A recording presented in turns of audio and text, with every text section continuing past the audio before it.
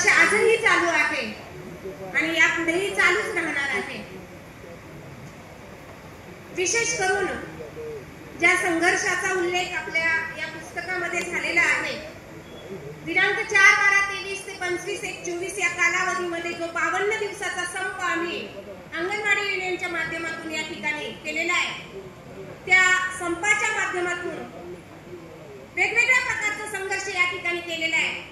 यामध्ये रस्ता रोको असेल, वेगवेगळ्या प्रकारची मोर्चे असतील, धरणे आंदोलन असतील, तालुका स्तरीय मोर्चे असेल, आंदोलन असेल, जेल भरो आंदोलन असेल आणि मुंबई येथे केलेलं आंदोलन, त्याचप्रमाणे मुंबई येथे केलेलं उपोषण देखील संघर्षाच्या माध्यमातून आम्ही केलेलं आहे।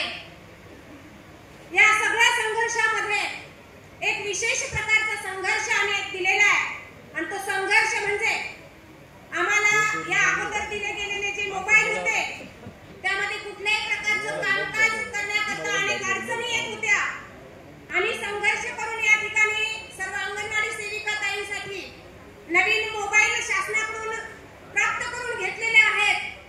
त्याचप्रमाणे अनेक वर्षापासून रखडलेली जी ICDS ची भरती, अंगणवाडीतली जी भरती होती, ती युनियनच्या संघर्षाच्या माध्यमातून आज खऱ्या अर्थानं या ठिकाणी सुरू झालेली आहे।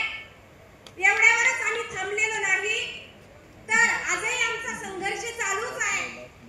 तो मेन मुद्दा असा आहे की ग्रॅच्युइटी आणि पेन्शन हे आम्हाला मिळालंच पाहिजे, यासाठी आमचा संघर्ष आजही चालू आहे आणि ग्रॅच्युइटी आणि पेन्शन हे आम्ही मिळवण्याशिवाय थांबणारच नाही असा संकल्प युनियनच्या माध्यमातून या ठिकाणी आम्ही करत आहोत। दरमहा पेन्शन आणि ग्रॅच्युइटी या आंदोलनाबरोबरच गुजरात कोर्ट निकालानुसार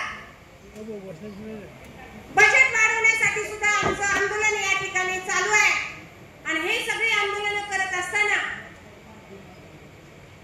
आपली एक टू ऑल